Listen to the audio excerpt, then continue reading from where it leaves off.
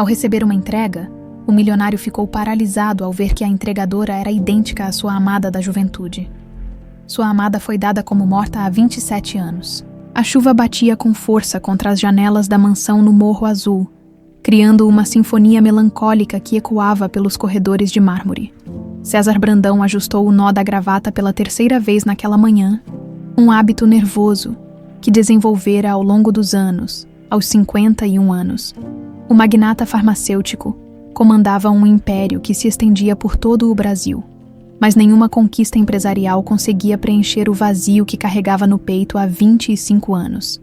O escritório onde passava a maior parte dos dias era um reflexo de sua personalidade, elegante, imponente, mas frio. Quadros de paisagens abstratas decoravam as paredes, escolhidos mais pelo valor do que pela beleza. Na mesa de mogno maciço, apenas o essencial: laptop, telefone e uma única foto emoldurada em prata. A imagem mostrava um casal jovem sorrindo numa praia, ela com um vestido branco esvoaçante, ele de camisa social com as mangas arregaçadas. Laura Menezes, 26 anos, olhos dourados como mel ao sol, uma covinha travessa no queixo, a mulher que mudou sua vida para sempre e a perdeu num piscar de olhos. 25 anos. Como era possível que tanto tempo tivesse passado? Às vezes, César ainda acordava esperando encontrá-la ao seu lado. Ainda sentia o perfume dela impregnado nos lençóis. O acidente tinha sido tão súbito, tão brutal, uma noite chuvosa, exatamente como esta. Uma curva perigosa na serra, o carro despencando no precipício. Nem mesmo o corpo dela conseguiram recuperar completamente. Senhor Brandão, a voz de Mercês, sua secretária há 15 anos, interrompeu seus pensamentos. O senhor tem uma reunião com os diretores em 10 minutos. Cancele, murmurou César, sem tirar os olhos da foto. Não estou no clima para reuniões hoje. Mercês hesitou na porta. Conhecia bem aqueles momentos de melancolia do patrão, especialmente quando chovia. Era como se o tempo ruim trouxesse de volta todas as dores do passado. Tem certeza, senhor? Eles vieram de São Paulo especialmente para... Eu disse para cancelar, repetiu César, dessa vez com mais firmeza. A secretária assentiu e se retirou discretamente. César voltou sua atenção para os relatórios financeiros espalhados sobre a mesa, mas as palavras pareciam dançar diante dos seus olhos. Lucros, investimentos, expansão de mercado. Tudo isso que um dia o animara agora parecia insignificante. O que adiantava construir um império se não tinha ninguém especial para compartilhá-lo? O interfone tocou novamente. César suspirou, irritado. O que é agora, Mercês? Senhor, tenho uma entrega urgente para o senhor. A pessoa disse que não pode deixar com mais ninguém. Tem que ser entregue pessoalmente. Uma entrega. Não estou esperando nada. Ela disse que é muito importante, senhor. Algo sobre documentos sigilosos. César franziu a testa. Documentos sigilosos não costumavam chegar por entregadores comuns. Geralmente, esse tipo de material passava pelos advogados ou pela equipe de segurança da empresa. Mande subir, disse finalmente. Poucos minutos depois, ouviu passos no corredor. Mercês bateu levemente na porta antes de abri-la. Senhor Brandão, a entregadora. César levantou os olhos dos papéis e o mundo parou. Literalmente parou. O relatório que segurava escorregou de suas mãos, as folhas voando pelo escritório como folhas secas ao vento. Seu coração disparou de tal forma que chegou a sentir dor no peito. Era impossível. Tinha que ser um sonho, uma alucinação. Mas ela estava ali, parada na porta do seu escritório, usando um uniforme azul de entregadora, uma prancheta nas mãos, olhando-o com curiosidade, os mesmos olhos dourados, a mesma covinha no queixo, o mesmo jeito de inclinar ligeiramente a cabeça quando estava confusa. Laura? Não podia ser Laura. Laura estava morta há 25 anos. Mas então, quem era aquela mulher que parecia ter saído diretamente de suas memórias mais preciosas? Senhor? A voz da moça era suave, preocupada. O senhor está bem. Ficou pálido. César tentou falar, mas nenhum som saiu de sua garganta. Tentou se levantar, mas suas pernas não obedeceram. O mundo começou a girar. As cores se misturaram. e a última coisa que viu antes de desmaiar foram aqueles olhos dourados se aproximando. Cheios de preocupação, quando recobrou a consciência, estava deitado no sofá de couro do escritório. Mercedes segurava um copo d'água em suas mãos, enquanto a jovem entregadora estava ajoelhada ao seu lado, verificando seu pulso com uma preocupação genuína que o tocou profundamente. Graças a Deus, suspirou Mercedes. Pensei que fosse um infarto. Eu deveria chamar uma ambulância, perguntou a entregadora. O senhor desmaiou de repente. Tem algum problema de saúde? César fixou os olhos nela, estudando cada detalhe do seu rosto. A semelhança era perturbadora, quase sobrenatural, mas havia diferenças sutis. Ela era mais jovem, talvez uns 25 anos, e havia uma inocência em sua expressão que Laura nunca teve, mesmo na juventude. Como você se chama? Conseguiu perguntar, a voz rouca. Tainá Vasques. Ela sorriu, e César sentiu o peito apertar novamente. Até o sorriso era parecido. Trabalho na Speed Courier. O senhor pediu uma entrega urgente. Eu não. César tentou organizar os pensamentos. Mercedes, você pode nos deixar a sós por um momento. A secretária hesitou, claramente preocupada, mas obedeceu, quando ficaram sozinhos. César se sentou na beirada do sofá, ainda tonto. Tainá permaneceu ajoelhada ao seu lado, observando-o com atenção. Tainá, eu preciso lhe fazer algumas perguntas, disse ele, tentando controlar a emoção na voz. Pode parecer estranho, mas é muito importante para mim. Claro, ela respondeu, intrigada. Mas primeiro o senhor deveria beber um pouco de água, ainda está muito pálido. Ele obedeceu, bebendo alguns goles. A água gelada o ajudou a recuperar parte da lucidez. Você tem família? Pais. Tainá pareceu surpresa com a pergunta, mas respondeu. Bem, eu fui criada pela minha tia Dalva. Minha mãe morreu no parto. E meu pai? Nunca conheci meu pai. E onde você nasceu? Aqui no Rio mesmo. Por que essas perguntas? O senhor me conhece de algum lugar? César fechou os olhos por um momento. As coincidências eram muitas demais. A aparência idêntica à de Laura. A idade que batia perfeitamente se ela tivesse sido concebida antes do acidente. O fato de não conhecer o pai, sua tia Dalva, continuou ele. Qual o nome completo dela? Dalva Vasques. Ela é enfermeira aposentada. Foi ela que me criou desde bebê. Tainá franziu a testa. Senhor Brandão, posso perguntar por que está fazendo essas perguntas? Estou começando a ficar preocupada. César a estudou mais uma vez. Havia algo nos olhos dela, uma familiaridade que ia além da aparência física. Era como se uma parte de sua alma reconhecesse outra parte, perdida há muito tempo. Tainá, disse ele suavemente, você já teve a sensação de que sua vida não é exatamente o que parece ser, que existem perguntas sem resposta sobre seu passado. A jovem ficou quieta por um longo momento, como se a pergunta tivesse tocado numa ferida antiga. Às vezes, admitiu. Tia Dalva sempre fica estranha quando pergunto sobre minha mãe. Ela guarda uma caixa trancada que diz conter memórias dolorosas, mas nunca me mostrou o que tem lá dentro. O coração de César disparou novamente. Cada palavra de Tainá confirmava suas suspeitas crescentes. Tainá, preciso que você me faça um favor. É muito importante. Ele pegou um cartão de visitas na mesa. Anote meu telefone pessoal. Quero que você pense no que conversamos hoje. E se decidir que quer descobrir a verdade sobre seu passado, me ligue. Ela pegou o cartão, ainda confusa. Verdade sobre meu passado. O senhor sabe alguma coisa sobre minha família? César se levantou lentamente, ainda meio tonto. Caminhou até a janela, observando a chuva que continuava caindo. Talvez, murmurou. Talvez eu saiba mais do que deveria. César não conseguiu dormir naquela noite.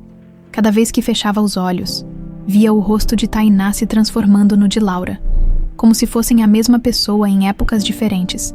Às 5 da manhã, desistiu de tentar descansar e se dirigiu ao escritório. Precisava de respostas, e sabia exatamente por onde começar. Lucas Antunes era conhecido no Rio como o melhor investigador particular da cidade, ex-delegado da Polícia Civil. Tinha se especializado em casos de pessoas desaparecidas depois de se aposentar. César já havia ouvido falar de seu trabalho através de conhecidos do meio empresarial, mas nunca imaginou que um dia precisaria de seus serviços. O escritório de Lucas ficava numa sala comercial em Copacabana. Modesto, mas bem organizado, as paredes eram cobertas de certificados, fotos com autoridades e recortes de jornais destacando casos solucionados. O homem que o recebeu tinha cerca de 60 anos, cabelos grisalhos bem cortados e olhos perspicazes, que pareciam ver através das pessoas. "Senhor Brandão", disse Lucas, indicando uma cadeira. "Quando recebi sua ligação, confesso que fiquei curioso. Não é todo dia que um dos homens mais ricos do Brasil procura meus serviços pessoalmente." César se sentou. Nervoso. "Senhor Antunes, preciso que investigue um caso muito delicado. Envolve minha vida pessoal e, bem, preciso ter certeza absoluta de que posso confiar em sua discrição. 20 anos como delegado e mais 10 como investigador particular me ensinaram que discrição não é só uma qualidade profissional.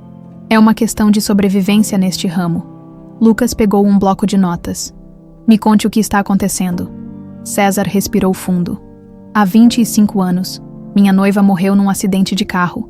Pelo menos foi isso que sempre acreditei. Ontem, uma jovem apareceu em meu escritório e a semelhança com Laura é impressionante, assustadora até. Laura era o nome de sua noiva, Laura Menezes. Ela tinha 26 anos quando morreu. Professora de ensino fundamental. Morava em Vila Isabel." César pausou, a voz ficando mais baixa. "A jovem que conheci ontem chama-se Tainá Vasques. Tem 25 anos. Foi criada por uma tia que se chama Dalva Vasques." Lucas anotou tudo rapidamente.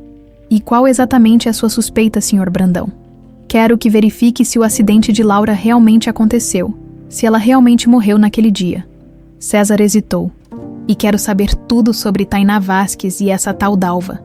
O investigador estudou César por um momento. "Entendo. Sabe que esse tipo de investigação pode trazer à tona verdades que talvez seja melhor deixar enterradas. Preciso saber a verdade. Sr. Antunes, custe o que custar." "Muito bem. Vou precisar de todos os detalhes que você lembra sobre o acidente, documentos que ainda possua da época e tudo mais que possa me ajudar." César passou a próxima hora relatando tudo o que se lembrava daquele dia terrível.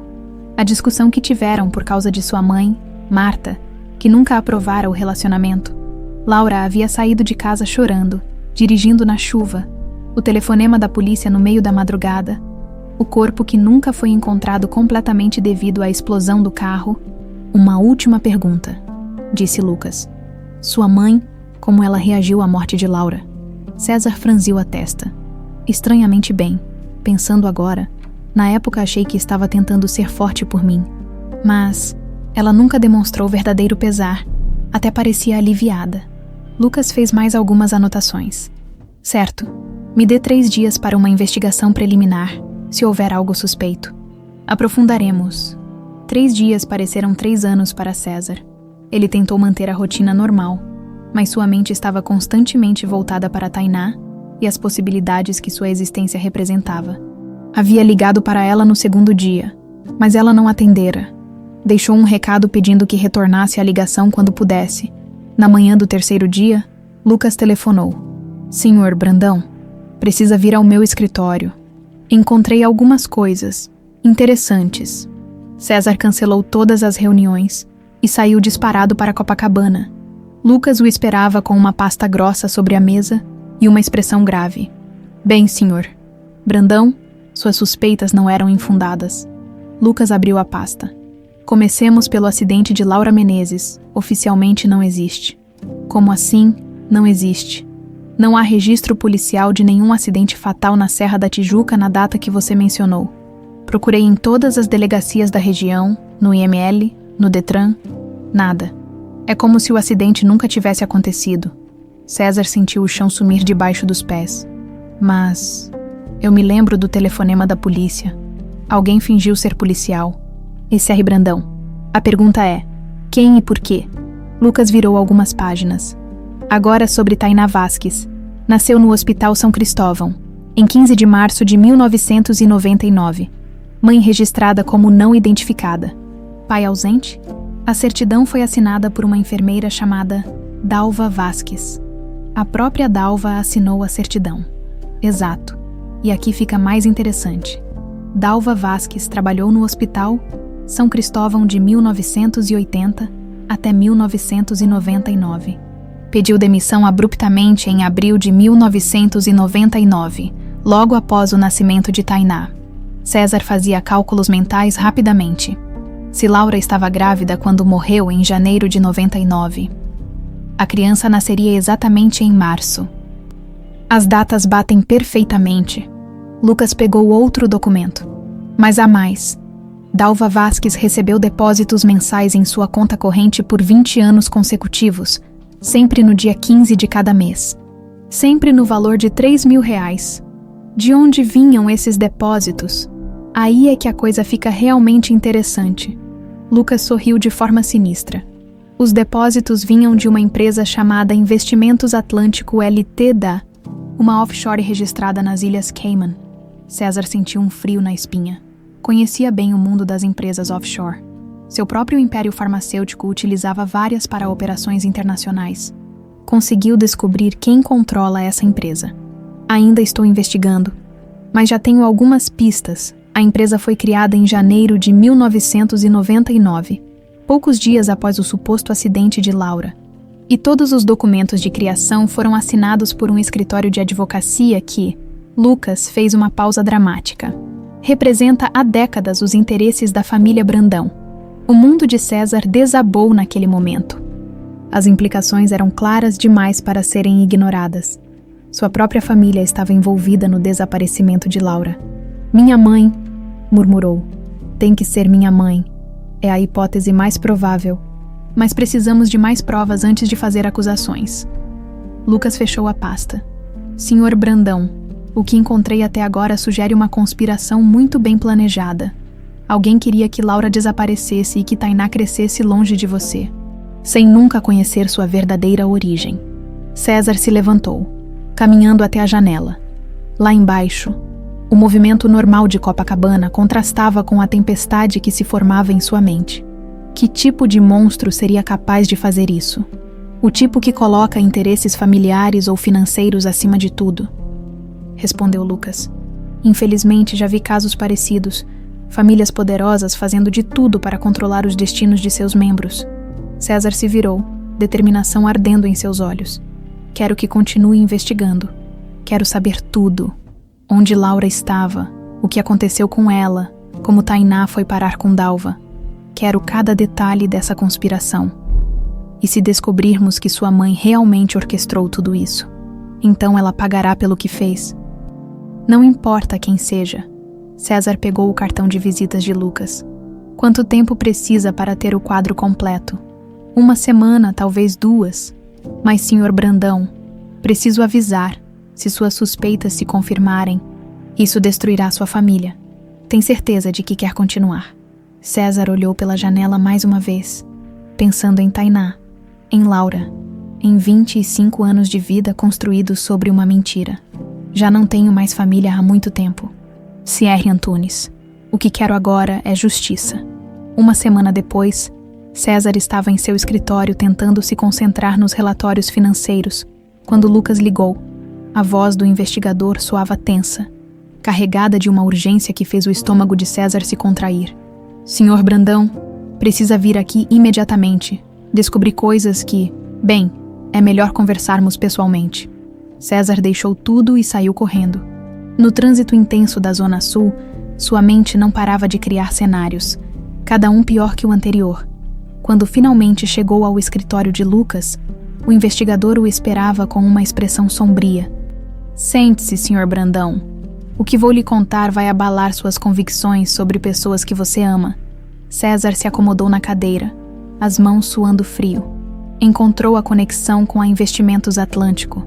Encontrei mais que isso. Lucas abriu um arquivo volumoso. A empresa foi criada por Marta Brandão, através do escritório Silveira em Associados, o mesmo que cuida dos negócios da sua família há décadas. Ela é a única sócia e beneficiária. O sangue de César gelou. Saber era uma coisa, ter as provas era outra completamente diferente. Tem mais. continuou Lucas. Consegui rastrear todos os pagamentos durante 20 anos. Marta depositou religiosamente R$3.000 na conta de Dalva Vasques.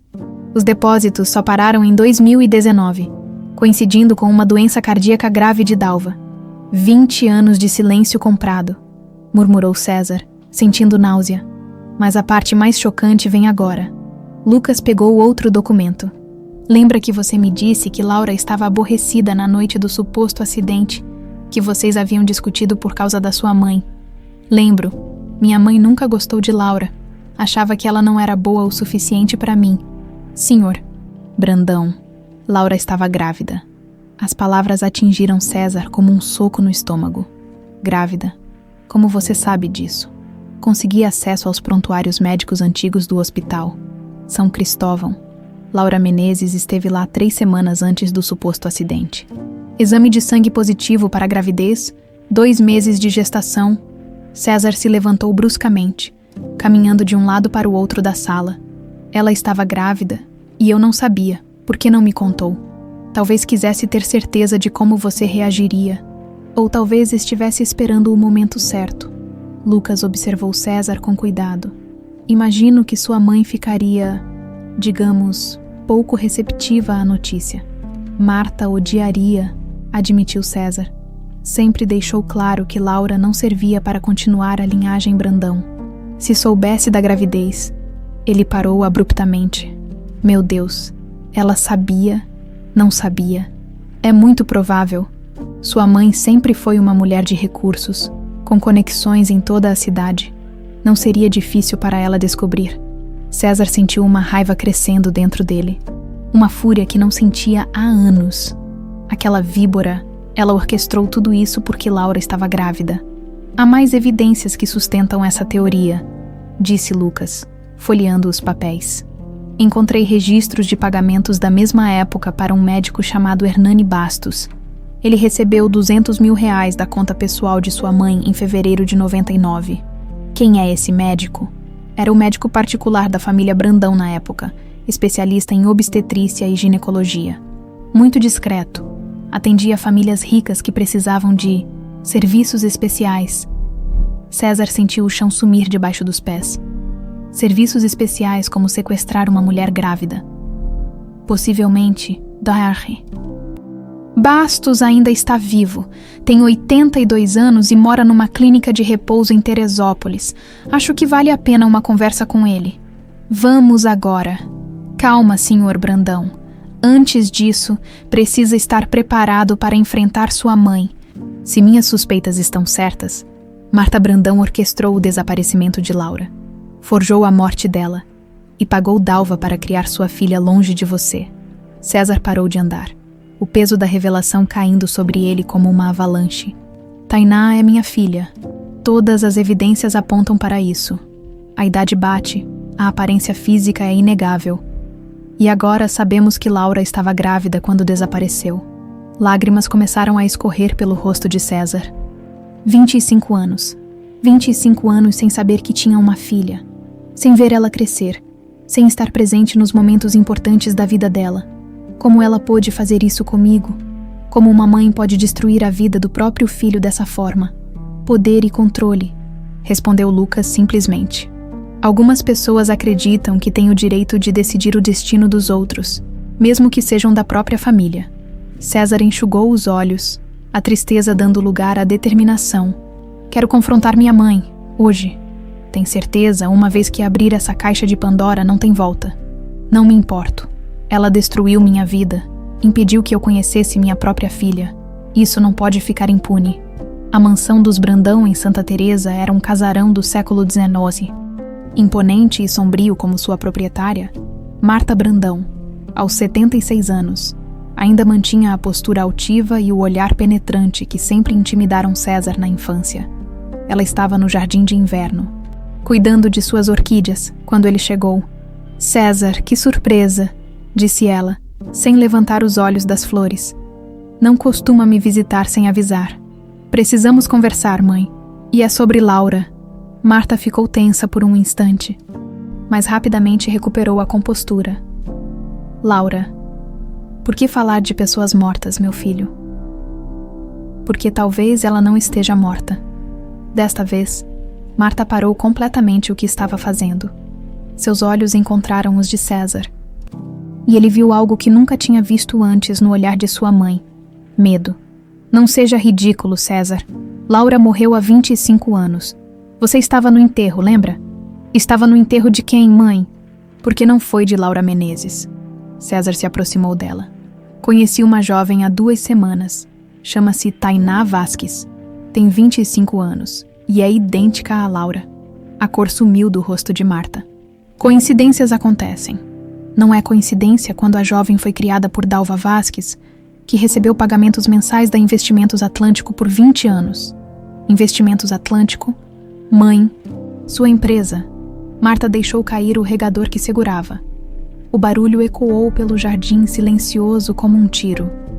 Você não entende, murmurou ela. Você não entende o que eu fiz por você. Então me explique. Me explique como sequestrar a mulher que eu amava e esconder minha filha de mim foi algo que fez por mim. Sua filha. Marta riu. Mas era um riso amargo, sem alegria. Então você já sabe de tudo. Sei que Laura estava grávida.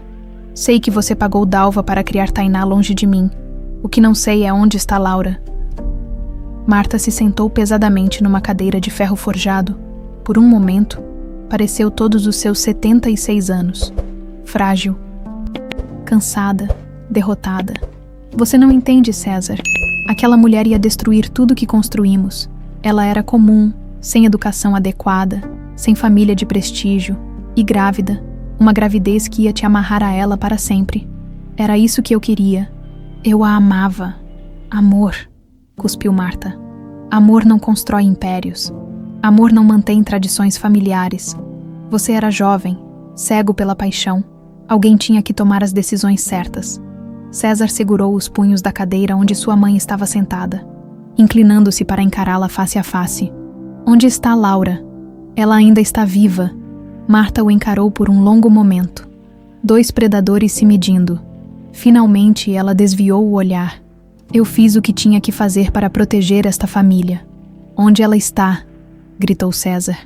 Não vou responder mais nada sem meus advogados presentes, disse Marta, recuperando parte de sua frieza habitual. César se afastou, respirando pesadamente. Muito bem, mas saiba de uma coisa. Vou descobrir a verdade, com ou sem sua ajuda, e quando descobrir, vou fazer com que pague por cada dia que me roubou com minha filha. Ele se dirigiu à saída, mas parou na porta do jardim de inverno.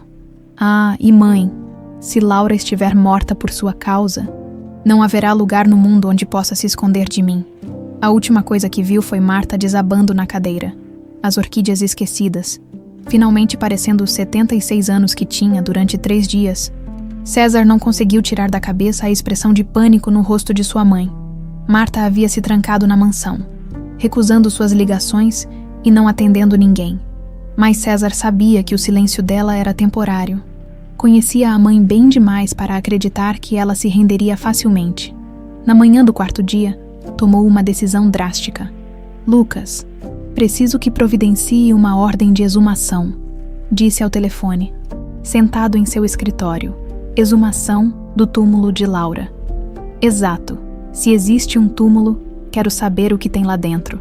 Se não existe corpo, quero que toda a cidade saiba que minha mãe forjou a morte da mulher que eu amava. Senhor. Brandão. Isso vai virar um escândalo público. Tem certeza? Tenho. Marta sempre se preocupou mais com as aparências do que com qualquer outra coisa. Se a reputação da família Brandão estiver em jogo, ela vai falar. Lucas suspirou do outro lado da linha. Vou procurar meus contatos no Ministério Público. Deve conseguir a ordem em 2 dias. Perfeito. E Lucas, vaze a informação para a imprensa. Quero que amanhã todos os jornais do Rio estejam falando sobre isso. No dia seguinte, as manchetes eram devastadoras. Magnata quer exumar noiva morta há 25 anos. E Mistério Brandão, será que Laura realmente morreu? A foto de César e Laura juntos, jovens e apaixonados, estampava as capas dos principais jornais. O telefone de César tocou antes mesmo dele terminar de ler a primeira matéria. Você enlouqueceu completamente. A voz de Marta estava alterada. Furiosa, Como ousa expor a família dessa forma? A mesma forma que você ousou destruir minha vida há 25 anos, respondeu César calmamente. Quer conversar? Então me receba em casa, hoje. E dessa vez, quero a verdade completa. César. Ou falamos hoje, ou amanhã a exumação vira manchete em todos os canais de televisão do país. Escolha. A linha ficou muda por alguns segundos. Finalmente, Marta suspirou. Venha às 4 da tarde, e venha sozinho.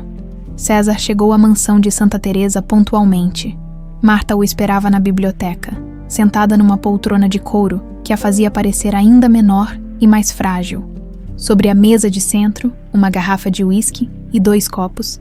Era a primeira vez que César via a mãe beber durante o dia. Sente-se, disse ela, servindo uma dose generosa para cada um. César obedeceu. Estudando o rosto da mulher que o criara, os olhos estavam inchados, como se tivesse chorado, e havia uma resignação em sua postura que ele nunca vira antes. Você realmente vai exumar aquele túmulo? Perguntou Marta, bebendo um gole grande de uísque. Vou. A menos que me conte onde está Laura. Marta fechou os olhos, como se estivesse reunindo forças para o que viria a seguir. Laura está viva? As palavras atingiram César como um raio. Mesmo esperando por elas, mesmo suspeitando, ouvi-las em voz alta foi devastador. Onde? Numa clínica em Itatiba, Clínica Santa Clarice, Marta bebeu mais uísque. Ela não está bem. César, o que isso quer dizer? O que vocês fizeram com ela? Nós, eu e o Dr. Bastos, nós a internamos. Forjamos um diagnóstico de esquizofrenia. Ela está medicada há 25 anos. César se levantou bruscamente. Derrubando o copo de uísque, o líquido se espalhou pelo tapete persa. Mas nenhum dos dois se moveu para limpá-lo. Vocês a internaram compulsoriamente por 25 anos. Era para ser temporário. Apenas até você se esquecer dela, encontrar alguém adequado. As palavras de Marta saíram numa avalanche desesperada. Mas você nunca se casou, nunca superou aquela obsessão doentia por ela. Obsessão doentia, César gritou, os punhos cerrados. Eu a amava, e vocês a transformaram numa louca, terminou Marta, friamente. Porque foi exatamente isso que aconteceu. 25 anos de medicação, César. Ela não é mais a mulher que você conheceu. César se aproximou da mãe, tremendo de raiva. Conte-me tudo. Como foi que conseguiram fazer isso? Marta se serviu de mais uísque, as mãos tremendo. Laura veio me procurar naquela tarde.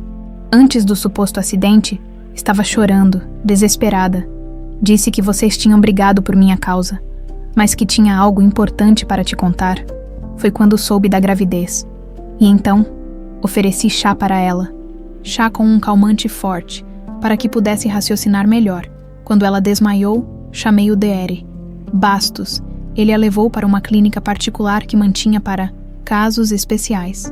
César sentiu náusea. E o acidente? Forjamos, Dr. Bastos tinha contatos na polícia, no IML. Não foi difícil criar registros falsos, inventar testemunhas.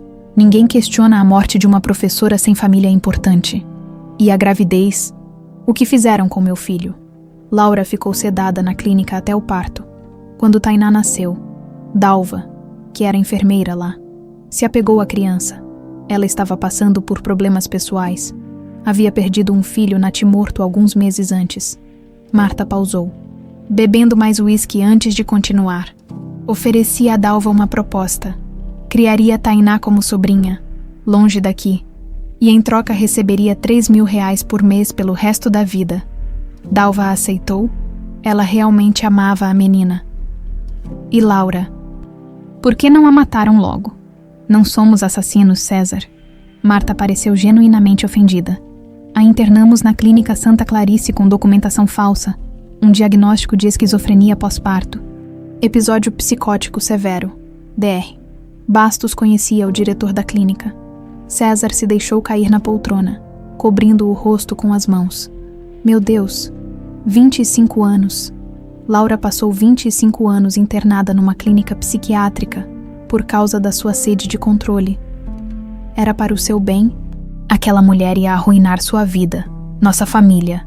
Nossa família! César explodiu novamente. Que família, mãe? Você destruiu qualquer chance que eu tinha de ter uma família de verdade. Tínhamos o Império Farmacêutico, a tradição dos Brandão. Eu queria Laura e nossos filhos. Queria construir algo baseado em amor, não em dinheiro e poder. Marta ficou quieta por um momento, olhando para o uísque no copo como se procurasse respostas no líquido dourado. E se eu te contar onde ela está, o que vai fazer? Vou tirá-la de lá, vou cuidar dela, dar a ela toda a assistência médica que precisar e vou processar você por sequestro, cárcere privado e tudo mais que meus advogados conseguirem inventar. César, por favor, sou sua mãe. Você deixou de ser minha mãe no dia em que decidiu destruir a vida da mulher que eu amava e esconder minha filha de mim. César se levantou. Clínica Santa Clarice, em Itatiba. César, escute. Laura não vai te reconhecer. 25 anos de medicação psiquiátrica pesada. Ela vive num mundo próprio. Às vezes nem lembra do próprio nome. Isso é problema meu agora. César se dirigiu à porta, mas parou antes de sair. E cancele seus planos para as próximas semanas. Vai ter que explicar tudo isso para a polícia. Você realmente vai me entregar? César olhou para a mulher que o criara, que um dia representara segurança e proteção. Agora via apenas uma estranha, alguém capaz das maiores crueldades em nome do controle. Vou fazer algo que você nunca fez por mim, mãe. Vou te dar uma escolha. Se entrega voluntariamente e confessa tudo, talvez o juiz seja mais leniente. Se não, vou fazer questão de que você apodreça na cadeia. Marta desabou em choro, finalmente compreendendo que perdera não apenas o controle, mas também o filho. Eu fiz tudo por amor, César, por amor a você e a nossa família. César parou na porta, sem se virar. Não, mãe. Você fez tudo por medo. Medo de perder o controle. Medo de que eu fosse feliz sem você. E sabe o que é mais irônico? No final, você perdeu tudo mesmo assim. A porta se fechou com um som definitivo, deixando Marta sozinha com seus segredos, seu uísque e os destroços de 25 anos de mentiras. A viagem de César para Itatiba foi a mais longa de sua vida. Cada quilômetro rodado na via Fernão Dias parecia uma eternidade. Cada curva na estrada um obstáculo entre ele e as respostas que procurava há 25 anos. Lucas estava ao seu lado, dirigindo em silêncio, respeitando o turbilhão de emoções que tomava conta de César. A Clínica Santa Clarice ficava numa área rural, cercada por eucaliptos e gramados bem cuidados. À primeira vista, parecia mais um resort do que um hospital psiquiátrico. Mas César conhecia bem aquele tipo de estabelecimento. Locais onde famílias ricas internavam parentes inconvenientes, longe dos olhares curiosos da sociedade. Sr. Brandão, disse a recepcionista, uma senhora de meia idade com um sorriso profissional. O Dr. Mendes está esperando o senhor. Dr. Mendes era um homem alto e magro, de uns 50 anos, com um ar de quem já vira muita coisa na vida. Recebeu César e Lucas em sua sala, oferecendo café que nenhum dos dois aceitou. Entendo que querem informações sobre uma paciente nossa, disse o médico, folheando alguns papéis sobre a mesa. Laura Menezes, disse César. Ela deve estar internada aqui há cerca de 25 anos. Doutor. Mendes franziu a testa. Sr. Brandão, o senhor entende que não posso simplesmente fornecer informações sobre nossos pacientes. Temos protocolos de confidencialidade. Doutor. Interrompeu Lucas, mostrando uma identificação. Esta é uma investigação criminal. Temos motivos para acreditar que a paciente foi internada sob documentação falsa. O médico estudou a identificação de Lucas cuidadosamente. Investigador particular? Bem, ainda assim preciso seguir procedimentos. Vou consultar os arquivos. Dr. Mendes saiu da sala, deixando César e Lucas sozinhos.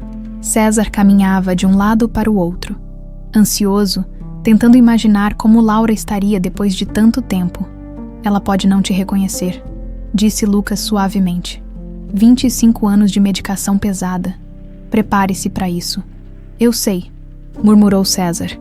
Mas preciso vê-la. Preciso saber que ela está viva. O médico retornou após 15 minutos, com uma pasta grossa debaixo do braço e uma expressão preocupada.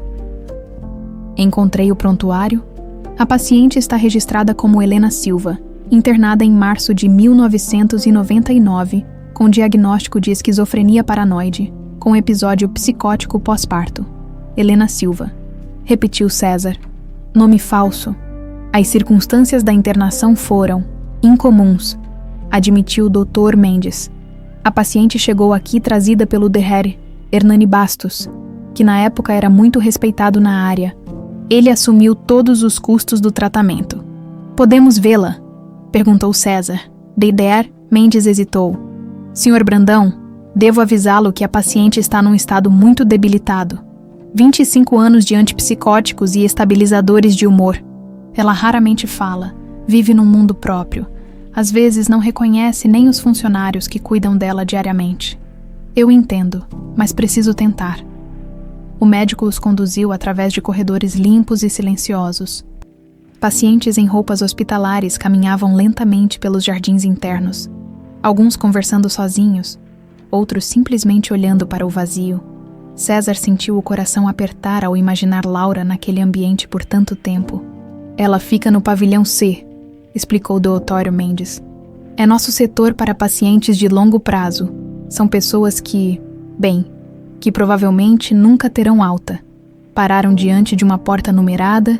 Através do vidro pequeno, César viu uma mulher sentada numa cadeira ao lado da janela, olhando para o jardim. Ela tinha cabelos grisalhos desgrenhados, rosto magro e olhos vazios. Por um momento, César pensou que Dr. Mendes os havia levado ao lugar errado. Mas então, ela virou ligeiramente a cabeça. E ele viu. Era Laura, 25 anos mais velha, devastada pela medicação e pelo confinamento. Mas era ela, os mesmos olhos dourados, agora opacos, a mesma covinha no queixo, agora sulcada por rugas de tristeza. Meu Deus, sussurrou César, as lágrimas brotando imediatamente. É ela. Posso entrar sozinho? Perguntou. Acho melhor eu ir com o senhor na primeira vez, disse Dr. Mendes. Ela pode se assustar com estranhos. Entraram no quarto devagar. Laura não reagiu à presença deles. Continuou olhando pela janela como se nada tivesse mudado. Helena, disse Dr. Mendes suavemente. Você tem visitas hoje. Laura virou a cabeça lentamente, seus olhos passeando pelos rostos dos homens sem demonstrar reconhecimento. Quando o olhar dela encontrou o de César, parou por alguns segundos, como se algo distante tentasse emergir de sua memória. Você, murmurou ela, a voz rouca por falta de uso. Você parece com alguém que eu conhecia? César se aproximou devagar, como se estivesse lidando com um animal ferido. Laura, disse ele suavemente. Sou eu, César. Você se lembra de mim? Ela franziu a testa, lutando contra a neblina dos medicamentos e dos anos perdidos. César, esse nome. Ela balançou a cabeça, frustrada. Às vezes eu sonho com alguém chamado César, mas os médicos dizem que são apenas delírios. Não são delírios, Laura. Eu sou real. Estive procurando você todos esses anos. Procurando porque alguém me procuraria. Ela riu. Mas era um som triste, sem alegria. Eu sou louca, você sabe. Todo mundo aqui é louco. César sentou-se na cama, mantendo distância respeitosa. Você não é louca, Laura, nunca foi. Pessoas más fizeram coisas terríveis com você. Pessoas más. Repetiu ela como se testasse as palavras. Sim, lembro de pessoas más. Uma mulher elegante que me deu chá. Um médico que me fazia dormir sempre. Mas isso foi há tanto tempo. Ou foi ontem? Não consigo mais distinguir. Dr. Mendes fez um sinal para César ir devagar. 25 anos de medicação não podiam ser superados numa conversa. Laura, disse César, tirando uma foto do bolso. Você reconhece esta pessoa? Era uma foto de Tainá, tirada quando ela estava fazendo a entrega em seu escritório. Laura pegou a foto com mãos trêmulas. Estudou o rosto por um longo momento. Então algo mudou em seus olhos. Uma fagulha de lucidez, uma memória profunda emergindo das trevas. Minha bebê, sussurrou, apertando a foto contra o peito. Minha menina. Eles prometeram que ela estaria bem, prometeram que não fariam mal a ela. Ela está bem, Laura. Tainá está bem. Ela cresceu forte e linda. Tainá. Laura sorriu pela primeira vez desde que entraram no quarto. Eu a chamei de Tainá quando ela nasceu. Significa estrela, não é minha estrelinha. César não conseguiu conter as lágrimas. Ver Laura lembrando da filha, mesmo através da névoa da medicação, foi devastador e esperançoso ao mesmo tempo. Ela quer conhecer você, Laura. Tainá quer conhecer a mãe. Laura olhou para César com mais atenção, como se finalmente o estivesse vendo de verdade. César, você é mesmo César, meu César. Ela estendeu a mão, tocando delicadamente o rosto dele. Você envelheceu. Está com rugas aqui, disse, traçando as linhas ao redor dos olhos dele. Mas é você. Eu sabia que você viria me buscar. Foi nesse momento que Dedouard Mendes notou algo errado. Um movimento súbito no corredor. Passos apressados. A porta se abriu bruscamente e um homem idoso entrou, vestindo jaleco branco e carregando uma seringa. Douer Bastos, disse Douer Mendes, surpreso. O que está fazendo aqui? Pensei que estava aposentado. Douer Hernani Bastos, 82 anos, mas ainda ágil. Olhou para César com ódio evidente. Você não deveria ter vindo aqui, rosnou. Algumas coisas é melhor deixar enterradas.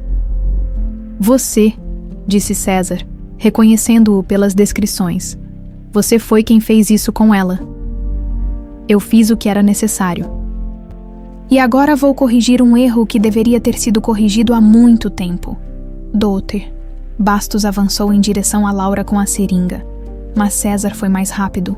Os dois homens se chocaram. A seringa voando pelo ar. Lucas reagiu imediatamente, imobilizando o médico idoso. Chame a polícia! Gritou César para Dedouard Mendes, que ficou paralisado pela cena.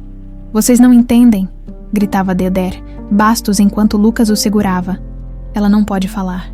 Vai arruinar famílias inteiras. Algumas verdades devem morrer. A única coisa que vai morrer aqui é sua liberdade, disse César, pegando a seringa do chão. O que há aqui dentro? Dedouard Mendes examinou a seringa com olhos experientes. Overdose de propofol, isso a mataria em minutos.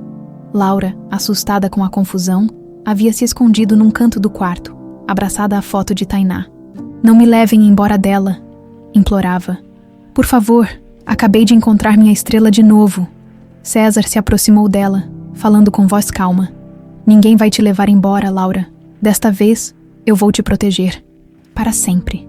Enquanto César estava em Itatiba descobrindo a verdade sobre Laura, Dalva Vasques estava em seu pequeno apartamento em Madureira, sentindo o peso dos anos e dos segredos que carregara por tanto tempo. A insuficiência cardíaca que a atormentava há meses havia se agravado nos últimos dias, e ela sabia que seu tempo estava se esgotando. Tainá chegou do trabalho e encontrou Dalva sentada na cama, respirando com dificuldade, uma caixa de madeira nas mãos. Tia Dalva, a senhora está bem. Quer que eu chame o Dr. Silva? Não, minha filha. Sente-se aqui comigo. Preciso conversar com você sobre uma coisa muito importante. Tainá se sentou na beirada da cama. Preocupada com a palidez da mulher que a criara, Dalva segurava a caixa como se fosse o objeto mais precioso do mundo. Você se lembra dessa caixa? Perguntou Dalva. Claro, a senhora sempre disse que tinha memórias dolorosas aí dentro e que eu não deveria mexer. Pois é, chegou a hora de você saber a verdade sobre essas memórias. Dalva abriu a caixa lentamente, revelando um conteúdo que fez Tainá prender a respiração. Havia fotos de uma jovem grávida, radiante, com a mão na barriga arredondada. A mulher das fotos tinha os mesmos olhos dourados de Tainá, o mesmo formato de rosto, a mesma covinha no queixo. Quem é essa mulher? Sussurrou Tainá, pegando uma das fotos com mãos trêmulas. Sua mãe, sua verdadeira mãe, Laura Menezes. O mundo de Tainá desabou naquele momento. Minha mãe. Mas a senhora sempre disse que ela morreu no parto. Eu menti. Minha filha, menti para te proteger. Mas agora vejo que as mentiras só causaram mais dor. Dalva tirou mais objetos da caixa. Uma pulseirinha de bebê com as iniciais TMB. Algumas páginas amareladas de um diário. e uma certidão de nascimento diferente da que Tainá conhecia. TMB. Leu Tainá. Tainá Menezes Brandão. Tainá Menezes Brandão. Esse é seu nome verdadeiro. Sua mãe te deu esse nome antes de levarem ela embora. Tainá segurou a pulseirinha, sentindo como se toda sua identidade estivesse desmoronando e se reconstruindo ao mesmo tempo. Levaram ela embora. O que isso quer dizer? Dalva respirou fundo, reunindo forças para o que viria a seguir. Sua mãe não morreu no parto, Tainá. Ela foi sequestrada por pessoas poderosas que não queriam que ela ficasse com seu pai. Meu pai. Quem é meu pai? César Brandão, o homem que você conheceu na semana passada, que desmaiou quando te viu. Tainá deixou cair a pulseirinha, o choque sendo grande demais para processar. César Brandão é meu pai, o magnata. Mas por que ninguém me contou? Porque eu estava sendo paga para manter segredo. A mãe dele, Dona Marta, me pagava R$3.000 por mês para criar você longe da família, para que César nunca soubesse que tinha uma filha. Lágrimas começaram a rolar pelo rosto de Tainá. 25 anos de vida, construídos sobre mentiras. 25 anos sem saber quem realmente era. E minha mãe, onde ela está? Dalva abaixou os olhos, a culpa pesando como uma pedra em seu peito. Eu não sei, minha filha. Depois que você nasceu, eles a levaram embora. Eu nunca mais soube o que aconteceu com ela. Tainá pegou as páginas do diário, reconhecendo imediatamente a letra delicada de sua mãe. Uma das páginas estava marcada, como se Dalva a tivesse lido muitas vezes ao longo dos anos. Minha filha, leu Tainá em voz alta. Se um dia você ler isto, saiba que foi concebida com amor puro. Seu pai não sabe da sua existência ainda, mas quando souber, tenho certeza de que te amará como eu já te amo. Se algo me acontecer, procure César Brandão. Ele é um homem bom, apesar da família complicada. Conte a ele sobre você. Vocês merecem se conhecer. A voz de Tainá falhou na última frase. Sua mãe havia previsto que algo poderia acontecer com ela.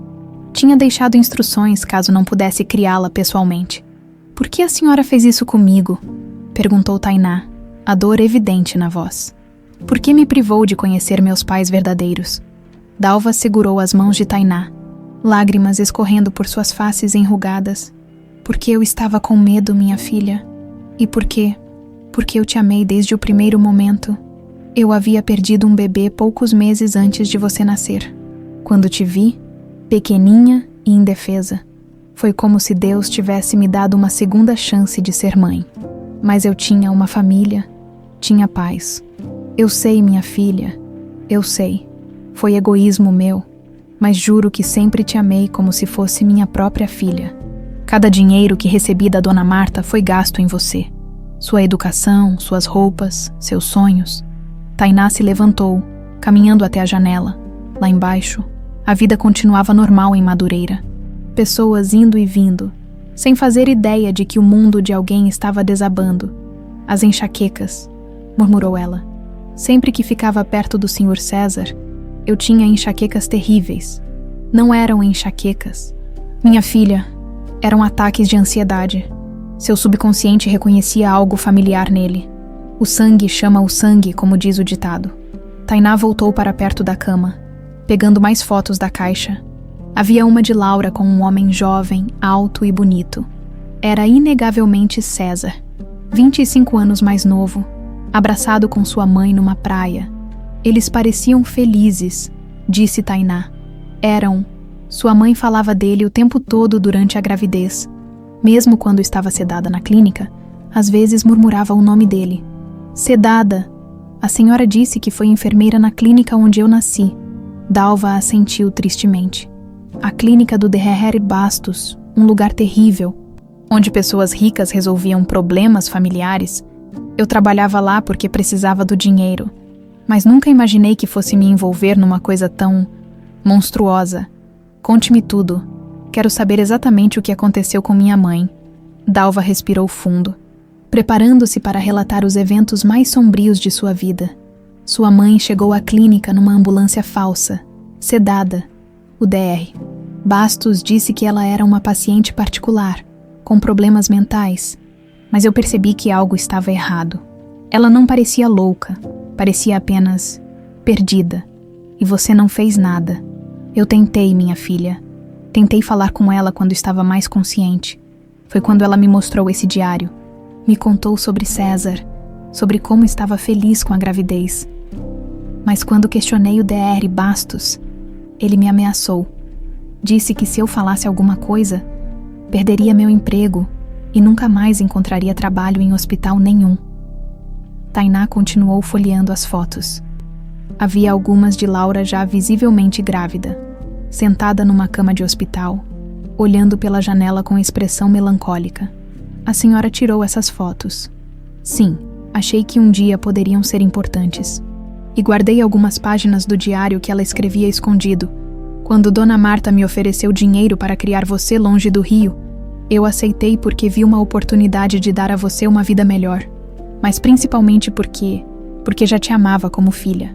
E depois que eu nasci, o que aconteceu com minha mãe, eles a levaram embora numa madrugada. Eu estava cuidando de você no berçário quando ouvi uma ambulância chegando. Quando voltei ao quarto dela, estava vazio. Nunca mais a vi. Tainá sentiu raiva e tristeza se misturando em seu peito. 25 anos vivendo uma mentira. 25 anos longe dos pais verdadeiros por causa da ganância e do medo. A senhora vai morrer logo, não vai? Perguntou Tainá, notando a respiração cada vez mais difícil de Dalva. Acho que sim, minha filha. Meu coração está cansado de carregar tantos segredos. Por isso está me contando tudo agora. Também. Mas principalmente porque vi nas notícias que César está procurando respostas. Li sobre a exumação que ele quer fazer. É hora da verdade vir à tona. Tainá abraçou Dalva, sentindo todo o amor e toda a dor que aquela mulher carregara por ela ao longo dos anos. Eu te amo, Dalva. Mesmo com todas as mentiras, mesmo com toda a dor, você foi uma mãe para mim e sempre será. E eu te amo também, minha estrelinha, mais que tudo neste mundo. Naquela noite, Dalva faleceu dormindo. Finalmente em paz, depois de revelar os segredos que guardara por tanto tempo, Tainá ficou ao seu lado até o amanhecer, segurando a caixa que mudaria sua vida para sempre, sabendo que agora precisava encontrar coragem para procurar seus pais verdadeiros e descobrir o que realmente havia acontecido com Laura Menezes. 2 semanas se passaram desde a prisão do Dr. Bastos e o início do processo de reabilitação de Laura. César havia contratado os melhores especialistas em psiquiatria do país para avaliar o estado mental dela e começar o longo processo de retirada dos medicamentos que a mantiveram sedada por tanto tempo. Dr. Helena Carvalho, psiquiatra especializada em casos de internação compulsória, assumiu o caso de Laura pessoalmente. Após uma série de exames e avaliações, suas conclusões foram ao mesmo tempo esperançosas e devastadoras. Sr. Brandão, disse ela numa reunião em seu consultório no Rio. Laura nunca teve esquizofrenia. Os sintomas que ela apresentava eram resultado direto da medicação forçada e do trauma psicológico do sequestro e separação da filha. César sentiu um alívio imenso misturado com uma raiva ainda maior contra sua mãe. Isso quer dizer que ela pode se recuperar. Pode sim, mas será um processo longo e doloroso. 25 anos de medicação antipsicótica deixaram sequelas. Ela terá momentos de lucidez intercalados com episódios de confusão. A memória dela vai voltar aos poucos, e isso pode ser muito traumático. E sobre conhecer a filha, Tainá está ansiosa para vê-la. Doutor Helena hesitou. Recomendo cautela. Laura lembra de ter tido uma filha, mas sua percepção temporal está muito confusa. Às vezes acha que Tainá ainda é bebê. Outras vezes esquece completamente que tem uma filha. Um encontro precipitado pode ser traumático para ambas. Mas César sabia que o encontro era inevitável. Tainá havia procurado ele após a morte de Dalva, trazendo a caixa com todas as evidências que faltavam para completar o quebra-cabeças. A conversa entre pai e filha havia sido emocionante e dolorosa, cheia de lágrimas e revelações. Quero conhecer minha mãe, Tainá havia dito, determinada. Não importa o estado em que ela esteja, perdi 25 anos com vocês. Não quero perder um dia a mais. O teste de DNA, realizado por insistência dos advogados, apenas confirmou o que todos já sabiam. Tainá era filha de César e Laura, A semelhança física era apenas a ponta do iceberg. Ela havia herdado a inteligência aguçada do pai e a sensibilidade artística da mãe. César decidiu que o primeiro encontro entre mãe e filha deveria acontecer numa clínica particular no Rio, onde Laura estava sendo tratada. Ele havia alugado uma suíte inteira, transformando-a num ambiente o mais acolhedor possível. Na manhã marcada para o encontro, César estava mais nervoso que Tainá. Ele sabia como Laura reagia à sua presença. Alguns dias ela o reconhecia perfeitamente. Outros o tratava como um estranho gentil que a visitava regularmente. "Pai", disse Tainá. E César ainda se emocionava cada vez que ela usava essa palavra. "Não importa como ela reagir. Só quero que ela saiba que eu existo, que eu a amo." "Ela vai saber, filha, de alguma forma." "Ela vai saber, doutor." Helena os recebeu na entrada da clínica. "Laura teve uma noite tranquila. Está num dos seus momentos mais lúcidos. Falou sobre vocês hoje cedo." Eles subiram até o quarto onde Laura os esperava. Ela estava sentada numa poltrona ao lado da janela, vestindo um vestido azul claro que César havia comprado para ela. Seus cabelos, agora limpos e bem cuidados, estavam presos num coque simples. Ela parecia frágil, mas havia um brilho nos olhos que não existia nas primeiras semanas de tratamento. "César", disse ela quando os viu entrar. "Você trouxe alguém." "Trouxe, meu amor. Trouxe alguém muito especial que quer conhecer você."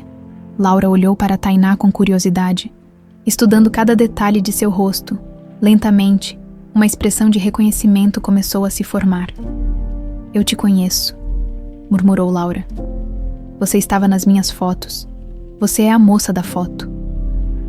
Tainá se aproximou devagar. Como César havia aprendido a fazer. "Sou eu, mamãe, sou Tainá, sua filha." Laura piscou várias vezes, como se tentasse processar a informação. "Tainá, minha estrelinha, mas você está tão grande. Como ficou tão grande?" "Cresci, mamãe. Cresci longe da senhora, mas sempre soube que tinha uma mãe em algum lugar." Laura estendeu as mãos, tocando delicadamente o rosto de Tainá. "Você tem meus olhos e a covinha do César, minha menina linda." Tainá não conseguiu conter as lágrimas. 25 anos de saudade de uma mãe que nunca havia conhecido. E ali estava ela, tocando seu rosto com mãos trêmulas, mas cheias de amor. "Posso abraçá-la?" perguntou Tainá. Laura assentiu, abrindo os braços. O abraço entre mãe e filha foi delicado no início, mas gradualmente se tornou mais apertado, como se ambas quisessem compensar todo o tempo perdido num único momento. "Desculpa", sussurrou Laura no ouvido de Tainá. "Desculpa por não ter conseguido proteger você." "A senhora não tem que pedir desculpa, mamãe.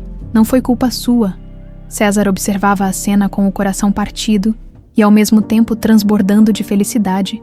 Finalmente, sua família estava reunida, incompleta, machucada, mas reunida.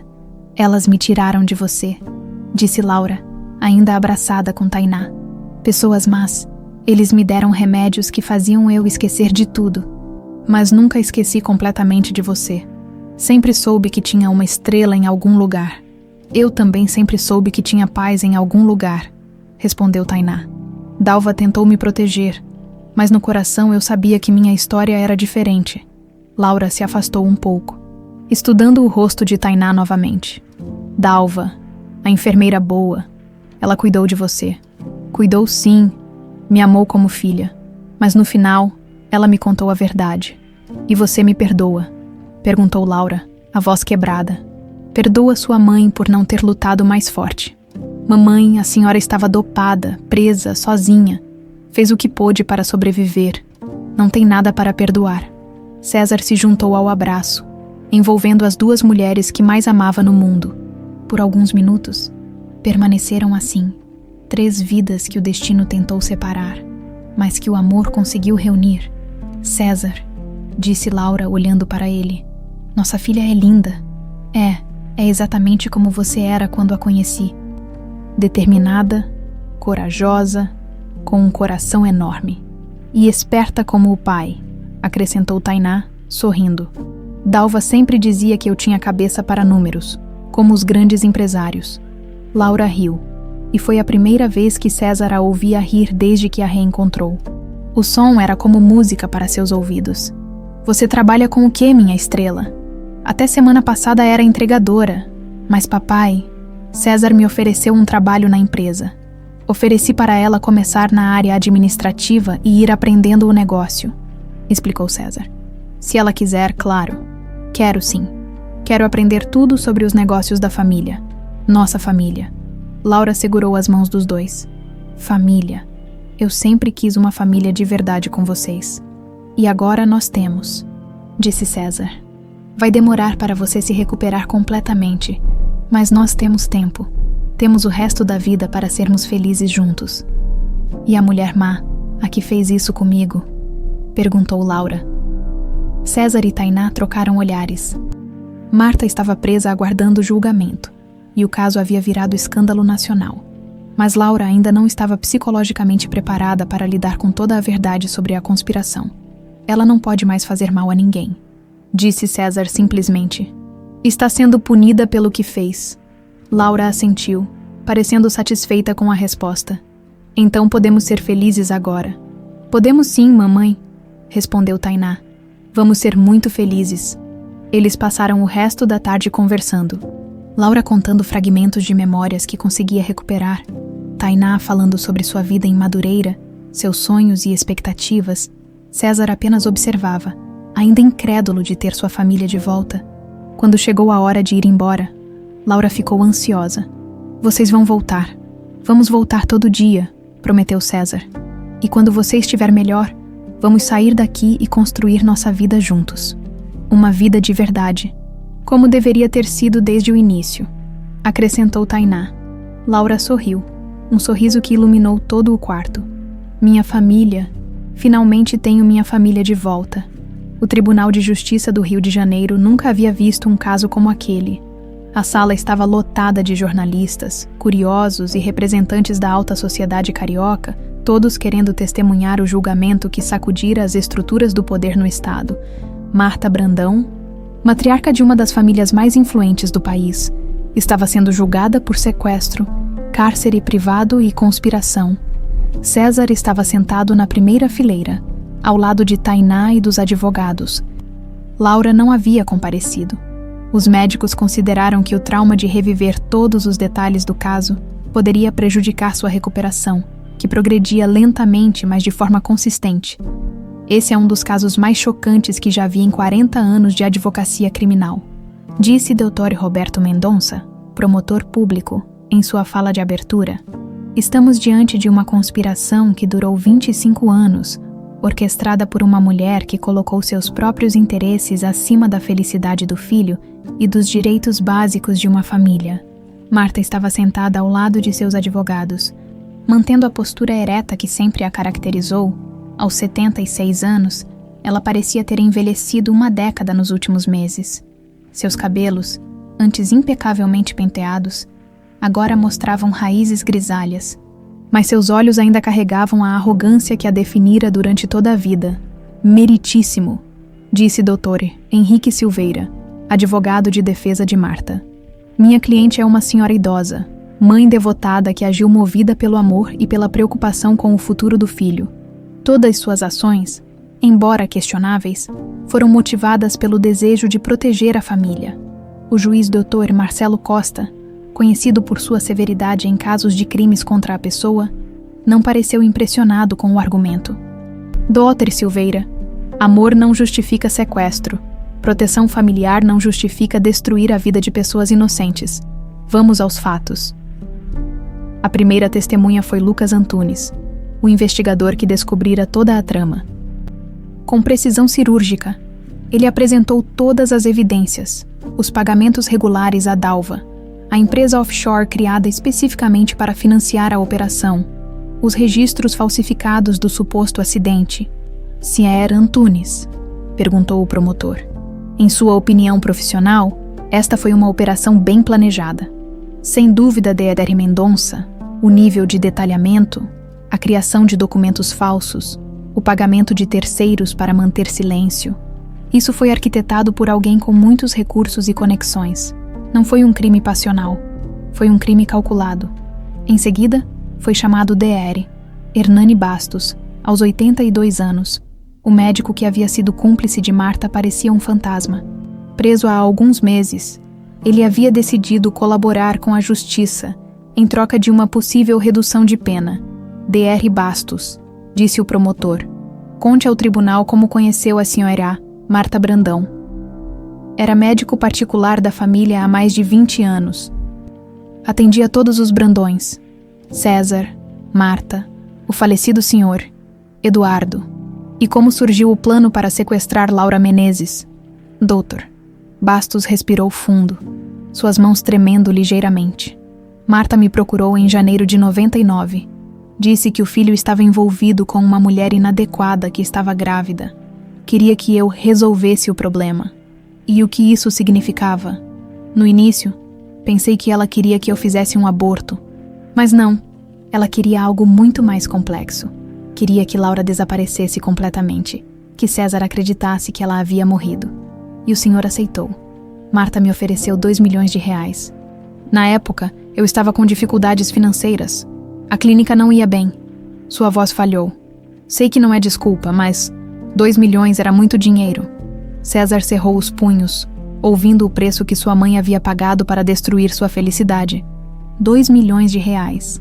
Para Marta, isso não passava de uma despesa mensal.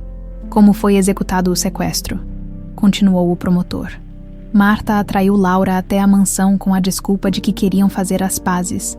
Ofereceu chá com sedativo quando Laura desmaiou. A levamos para minha clínica particular. E depois, mantivemos Laura sedada até o parto. Ela só acordava para comer e fazer necessidades básicas. Sempre sob efeito de medicação. Quando Tainá nasceu, Dalva, que era nossa enfermeira, se ofereceu para cuidar da criança.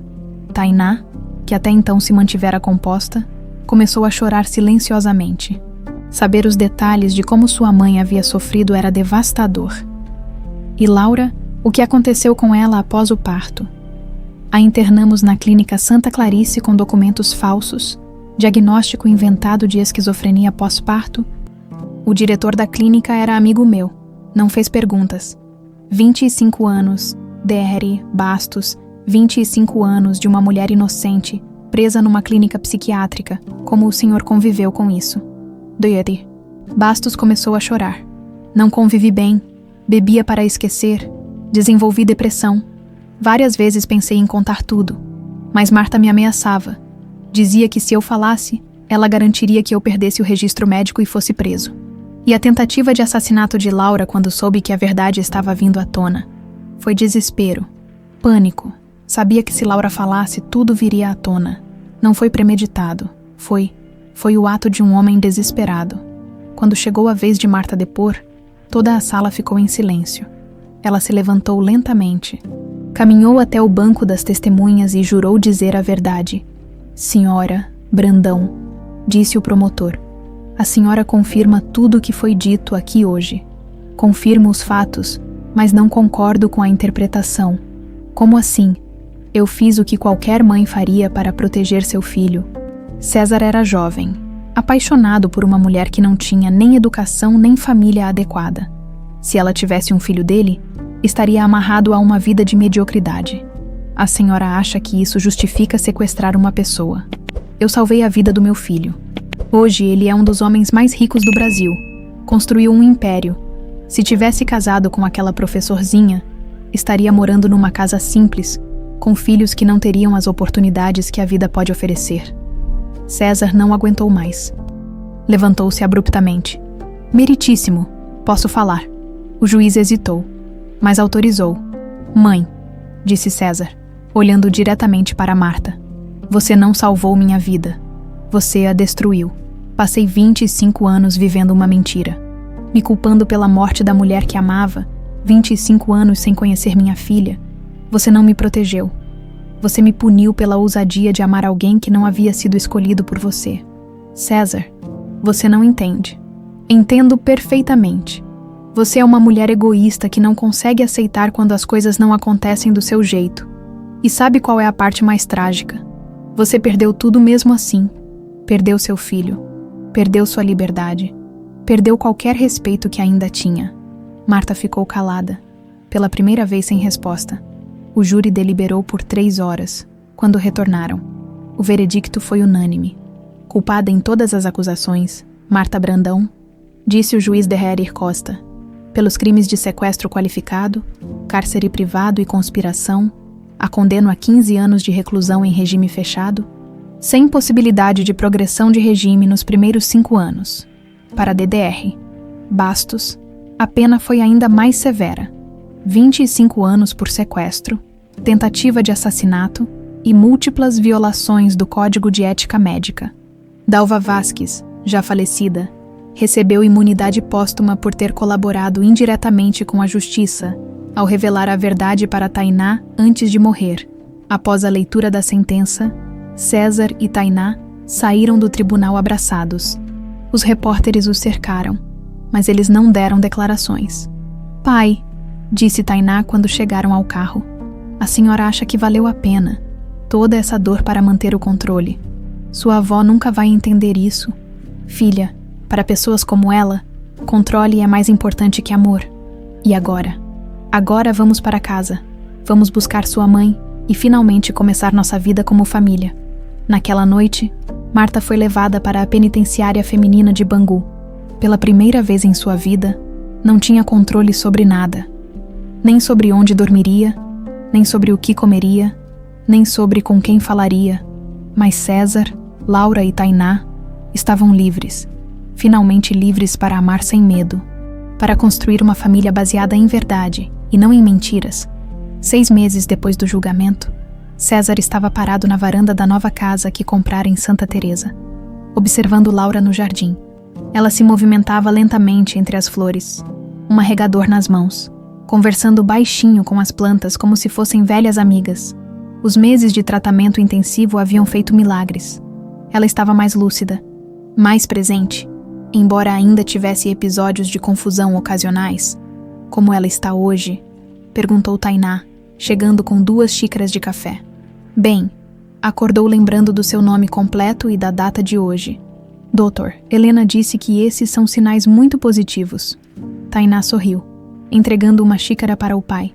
Nos últimos meses, os dois haviam desenvolvido uma relação especial, compensando os anos perdidos com conversas longas, almoços compartilhados e muito aprendizado mútuo.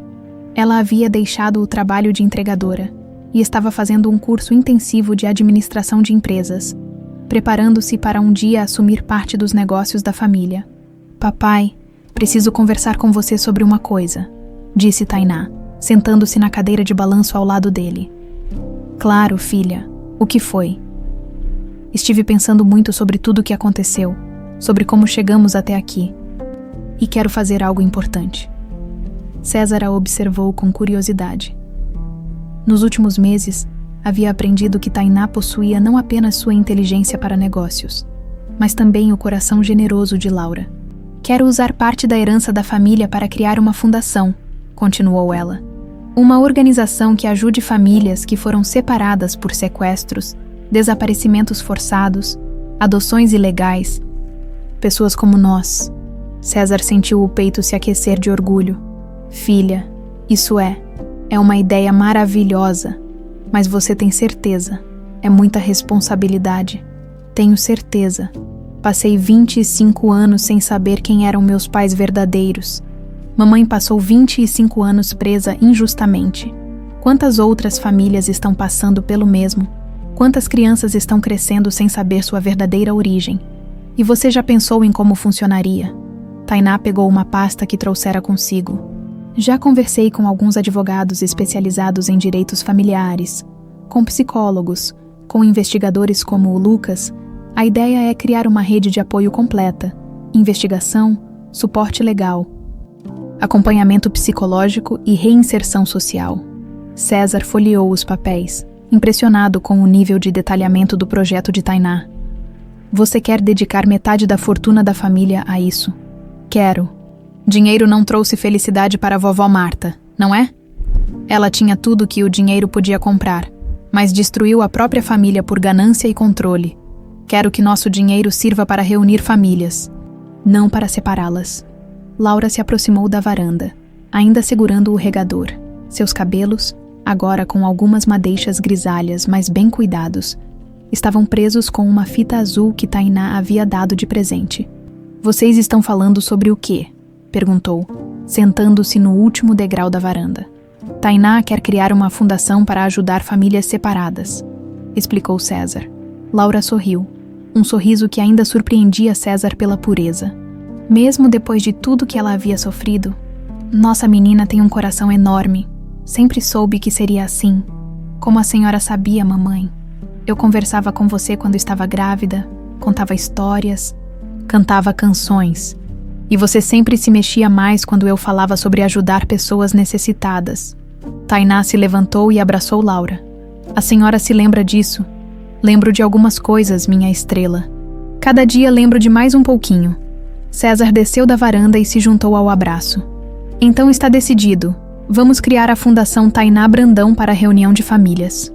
"Na verdade", disse Tainá, "quero que se chame Fundação Tainá Vasques Menezes Brandão. Quero honrar Dalva, que mesmo errando, me amou verdadeiramente, e vocês, que são minha família verdadeira. Vasques Menezes Brandão", repetiu César. "É um nome longo, mas tem uma história linda por trás." "Exatamente. Cada nome representa uma parte da minha jornada." Nas semanas seguintes, César, Laura e Tainá trabalharam juntos na criação da fundação. Laura, nos seus momentos mais lúcidos, contribuía com ideias sobre como acolher famílias traumatizadas. Sua experiência pessoal, por mais dolorosa que fosse, trouxe insights valiosos sobre as necessidades de pessoas que passaram por traumas similares. "Quem passou pelo que eu passei", disse ela numa reunião com os futuros funcionários da fundação, "precisa mais que apoio legal, precisa sentir que não está louco, que suas memórias são reais, que merece ser amado." Doutor Helena Carvalho aceitou ser a diretora médica da fundação, trazendo sua experiência em casos de trauma psicológico. Lucas Antunes assumiu a coordenação das investigações, prometendo dedicar metade de seu tempo aos casos da fundação. A sede da fundação foi estabelecida num prédio histórico em Santa Teresa, reformado especialmente para acolher famílias em situação de vulnerabilidade. Havia salas de terapia individual e familiar, espaços para crianças, uma biblioteca jurídica e até mesmo apartamentos temporários para casos que precisassem de abrigo imediato. "Quero que este lugar seja o oposto de tudo que vivemos", disse Tainá no dia da inauguração. "Que seja um lugar de esperança, não de desespero, de união, não de separação." A primeira família atendida pela fundação foi a de Maria Santos, uma mãe de Salvador que procurava o filho sequestrado há 15 anos. O menino havia sido vendido para uma família rica de São Paulo que achava estar adotando legalmente uma criança órfã. "É exatamente este tipo de caso que queremos resolver", explicou Tainá para os jornalistas que cobriam a inauguração. "Crianças que crescem sem saber sua origem, pais que vivem na agonia da incerteza." 6 meses após a abertura, a Fundação Tainá Vasques Menezes Brandão já havia reunido 12 famílias e estava investigando outros 30 casos em todo o Brasil. O trabalho era árduo, muitas vezes frustrante, mas cada sucesso renovava o propósito de todos os envolvidos. Laura estava progressivamente melhor, participando ativamente da fundação sempre que possível. Seus momentos de confusão eram cada vez mais raros, e ela havia desenvolvido uma relação especial com as mães que procuravam a fundação em busca de filhos desaparecidos. "Ela tem uma capacidade única de consolar outras mães", observou o Dr. Helena. "É como se a dor que ela passou a tivesse tornado mais empática, não mais amarga." César, por sua vez, havia descoberto um novo propósito para sua vida empresarial. Além de manter o império farmacêutico funcionando, agora dedicava grande parte de seu tempo e recursos à fundação. O trabalho com as famílias o preenchia de uma forma que nenhum sucesso nos negócios jamais havia conseguido. "Sabe", disse ele para Laura numa noite, enquanto caminhavam pelo jardim da casa nova, "acho que sua mãe, sem querer, nos deu um presente." "Como assim?" "Ela nos fez valorizar o que realmente importa: família, amor, ajudar o próximo. Se não tivéssemos passado por tudo isso, talvez nunca descobríssemos nossa verdadeira vocação." Laura segurou a mão dele. entrelaçando os dedos como faziam quando eram jovens. Você acha que conseguimos perdoar ela? César pensou por um momento. Acho que conseguimos perdoar não para libertá-la, mas para nos libertar. O ódio só nos machucaria mais. E você acha que ela entende o que fez? Não sei, meu amor. Marta sempre foi muito orgulhosa para admitir erros. Mas isso não é mais nosso problema. Eles pararam perto do canteiro de jacarandás que haviam plantado, símbolo do novo começo da família. As árvores ainda eram pequenas, mas já mostravam sinais de crescimento. Em alguns anos, quando essas árvores estiverem grandes e florindo, disse Laura, nossa história vai parecer um pesadelo distante. Vai mesmo. E Tainá terá filhos correndo por este jardim, crescendo numa família cheia de amor. Laura sorriu, apoiando a cabeça no ombro de César. Nossa família, finalmente temos nossa família de verdade. 1 ano depois da inauguração da fundação, César acordou numa manhã de março com o coração acelerado. Não era ansiedade ou medo, era expectativa pura. Aquele seria o dia mais importante de sua vida desde o reencontro com Laura. Finalmente se casariam. A decisão de realizar a cerimônia havia surgido naturalmente. Laura estava completamente recuperada, lúcida e feliz. Dr. Helena havia dado alta médica definitiva 3 meses antes, declarando que ela não apresentava mais sequelas significativas dos anos de medicação forçada. Era hora de oficializar o amor que resistira a 26 anos de separação. Nervoso? Perguntou Tainá, entrando no quarto do pai com uma xícara de café. Um pouquinho, admitiu César, ajustando a gravata. É estranho. Me sinto como um jovem de 25 anos de novo. O amor faz isso com a gente, sorriu Tainá. Mamãe está radiante lá embaixo. Acho que nunca a vi tão feliz. A cerimônia seria simples. No jardim da casa em Santa Teresa, apenas família próxima e amigos verdadeiros. Lucas, Dr. Helena, alguns funcionários da fundação e colegas de César que haviam apoiado a família durante os momentos difíceis. Marta não fora convidada. Obviamente, ela continuava presa, e nos poucos contatos que tiveram, mantinha-se irredutível em suas convicções. Como está a noiva? Perguntou César.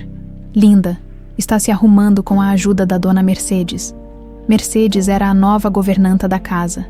Uma senhora carinhosa de 60 anos que rapidamente se tornara uma figura maternal para Laura, era o oposto completo de tudo que Marta representava.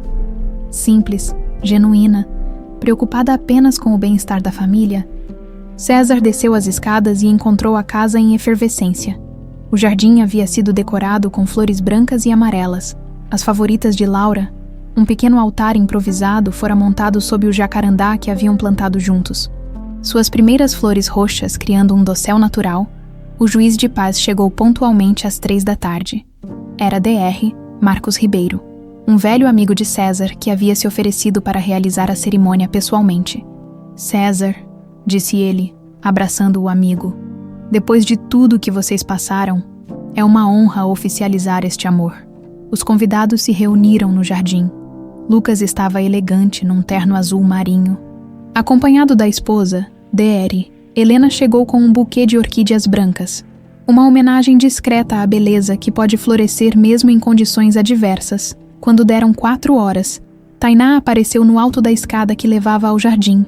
Estava deslumbrante num vestido rosa claro, carregando um pequeno buquê de margaridas como madrinha. Ela desceria primeiro. Pronta? Perguntou ela, olhando por cima do ombro. Pronta, respondeu Laura. Aparecendo atrás da filha, César sentiu o ar faltar em seus pulmões. Laura estava usando um vestido branco simples, comprimento midi, que realçava sua beleza madura. Seus cabelos, agora completamente grisalhos, estavam soltos, caindo suavemente sobre os ombros, no pescoço, um colar de pérolas que havia sido da mãe de César, um dos poucos objetos da família que ele ainda conservava com carinho. Mas o que mais impressionou César foram os olhos de Laura. Estavam brilhantes, vivos, cheios da mesma luz que ele se apaixonara décadas atrás. A medicação forçada havia roubado muita coisa dela, mas não conseguira matar o espírito que a tornava única. Tainá desceu primeiro. Espalhando pétalas de rosa pelo caminho, os convidados se levantaram quando Laura apareceu no topo da escada. Ela desceu devagar, saboreando cada passo, cada olhar de aprovação, cada sorriso dos presentes. Quando chegou perto do altar, César estendeu a mão para ela. O toque foi elétrico, como sempre havia sido entre eles. "Está linda", sussurrou ele. "Estou feliz", respondeu ela simplesmente. Ribeiro sorriu para o casal. "Queridos amigos, estamos aqui reunidos para celebrar não apenas um casamento, mas um milagre. O amor de César e Laura resistiu a décadas de separação, a mentiras, a dor indescritível. Hoje, finalmente, eles podem selar oficialmente uma união que nunca foi verdadeiramente quebrada." César segurou as duas mãos de Laura, olhando diretamente em seus olhos. "Laura, eu deveria ter feito isso há 26 anos. Deveria ter lutado mais, procurado mais, desconfiado mais. Mas não importa o tempo que perdemos. Importa o que construiremos daqui para frente." "César", respondeu Laura, a voz firme e clara. "Você me encontrou quando eu já não acreditava mais que isso fosse possível. Me trouxe de volta não apenas à vida, mas ao amor. Perdemos muitos anos, mas ganhamos sabedoria. Agora sabemos que o amor verdadeiro não morre nunca. Apenas espera o momento certo para florescer novamente."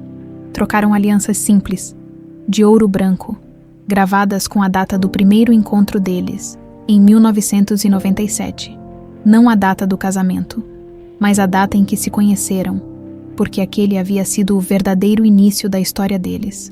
"Eu os declaro marido e mulher", disse Dr. Ribeiro. "César, pode beijar sua esposa." O beijo foi longo, terno, carregado de todas as palavras não ditas, de todos os momentos perdidos, de todas as promessas de um futuro compartilhado.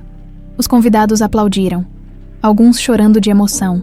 Tainá foi a primeira a abraçar os pais, envolvendo-os num abraço triplo que simbolizava tudo o que haviam conquistado juntos.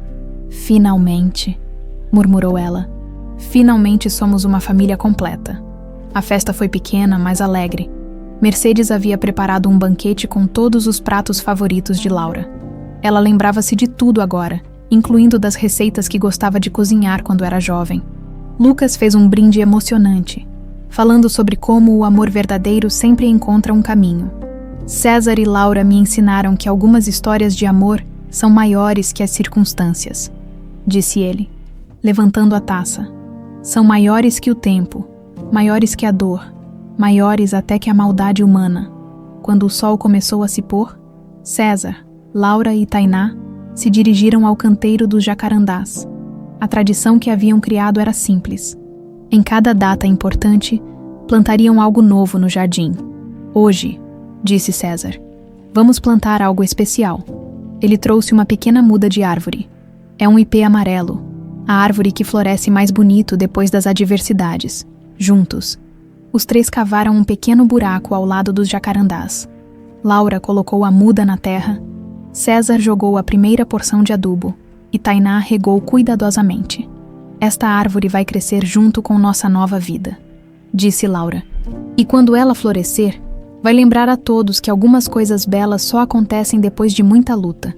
Eles permaneceram ali por alguns minutos, abraçados, observando o pôr do sol que pintava o céu de cores douradas. Era impossível não pensar em Marta, cumprindo sua pena na solidão de uma cela, pagando pelo preço de tentar controlar destinos que não lhe pertenciam. "Vocês acham que ela está bem?" perguntou Laura, demonstrando uma generosidade de espírito que impressionava a todos. "Ela está onde escolheu estar", respondeu César. "Preferiu o controle ao amor, o poder à família. As consequências foram escolha dela. Às vezes sinto pena", admitiu Tainá. "Ela perdeu tudo, o filho, a neta, a liberdade. E por quê? Por orgulho. Pena é um sentimento nobre", disse Laura. "Mas não podemos carregar o peso das escolhas dos outros. Nossa responsabilidade é sermos felizes, construirmos algo bonito com nossas vidas." César olhou para as duas mulheres que mais amava no mundo. Laura, que sobrevivera ao inimaginável e escolhera o amor em vez do rancor.